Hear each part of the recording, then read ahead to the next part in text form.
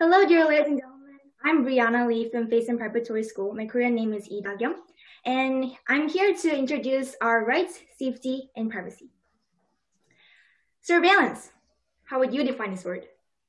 Surveillance could either be a regulating tool to ensure the social good and public safety, or a weapon to invade people's freedom and privacy.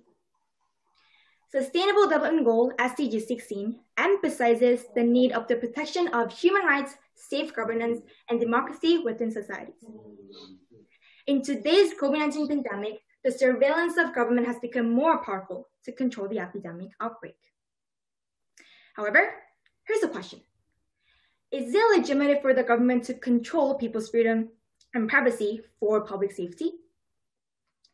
In this speech, I will introduce 3 factors that ensure the balance between the government's for public safety and the protection of civil liberty and freedom in this global health crisis. Governing transparency, the contract between the government and the citizens, and the identification or deletion of information. Number 1, governing transparency.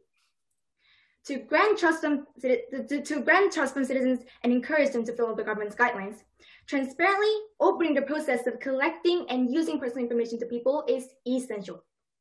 For example, take a look at New Zealand. As their government took control of the citizens' physical distancing mandate to the border controls, they live-streamed their working state for all New Zealand citizens, and now they have one of the least number of coronavirus cases. As New Zealand's success tells us, if the government can gain people's trust from using the information dedicated to public safety, it makes people spontaneously offer the information based on their own will, which means there is no harm to civil liberty. Number 2, the contract between the government and the citizens to assure the awareness of the uses of their information. The permission to use personal information must be obtained by the people. This means that if anyone is unable to agree with sharing their information, their personal details should be deleted. This is to secure the trust between the country and the citizens. And lastly, number 3, the identification or deletion of personal information. Through the development of digital technology in modern society, privacy visually exists by numbers and letters in computers. Though disclosure of the patient's information allowed Korea to overcome the greater harm of the virus, the case of patient number 66, where his visit to an LGBTQ-oriented club in Itaewon caused him to be hated, sparks debates between whether prioritizing public safety over right to privacy is the right thing to do. Since we cannot perfectly protect every individual's privacy, the personal information collected should at least be transformed into a form that cannot be used to directly identify an individual or be deleted after a certain amount of time. In conclusion, transparent governance, the consent between the government and the citizens, and the identification or deletion of personal information are the 3 factors that keep balance between the individual rights and governance under the preservation of democratic values. Dear ladies and gentlemen, this is the very time where the clever use of surveillance is needed. Safeguarding both the individuals and society is our ultimate goal.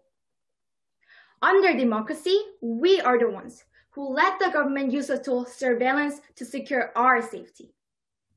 Hence, dear ladies and gentlemen, let us be the ones preserving not only your, not only my, but for our safety by paying attention to these 3 factors. Thank you.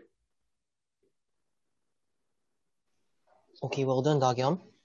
Professor, if you have a question, please ask to her. Yeah, I have a quick question. How can we be sure that these surveillance programs won't continue when the pandemic is done? That the government isn't going to find these tools useful and applications for them that extend beyond public safety? So you're asking that how can we be sure that this system will be able to continue to be secured after the pandemic? Right. In any country where these surveillance, where these contact tracing methods are being used, like tracing phones and things like that, how can we be sure that this kind of surveillance won't be abused by our leaders in the future? Right. So that is the point that I'm stating in my speech, because surveillance could, as I said, could be a tool, but it also could be a weapon. So I guess the system, it should be secured by establishing a certain laws so that the government cannot abuse those privacy or violate anyone's privacy, such as in the United States, the organization called HIPPA has these standard for government using the individual privacy, and it states that this information must be used in an intended use. So to assure that, as I mentioned in my speech, the technological approach could be put in, because like de-identification technology, and if we delete the information, even deleted information after a certain amount of time, then these problems could be perfectly solved, but yeah, it could be handled, I believe. Yeah. Okay, thank you. Good response. Thank you. How about Professor Lee? Do you have a question? Oh, it was good. Oh, yeah, okay. It was a great